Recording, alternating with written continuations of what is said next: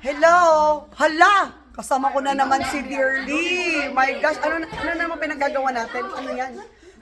Ano yan? Kainan na naman. Well up lang tayo. Oh my gosh, grabe. Flower ka?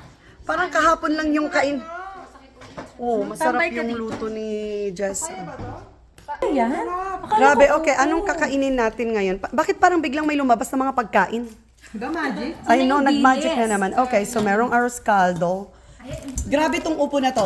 First time ko talagang matikman ang upo na ito from our garden. The only upo from the garden. Mangko para And then, syempre, Bago mo pabuksan yung pintuan. amoy na amoy. Ala, and today is Friday. Yan, Ala, may piano lesson ang mga bata sa loob. Oh my gosh, okay. to you sent. Okay, fresh from Tel's Garden din yan. Oh, diba?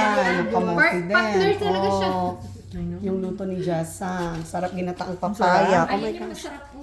Hindi talagang yung tuyo. Hilaw na hilaw to Jess na papaya. Hilaw.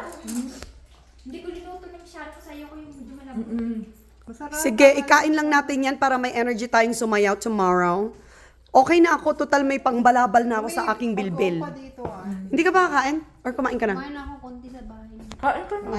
Yan, para may energy kaming sumayaw. Kain pa more.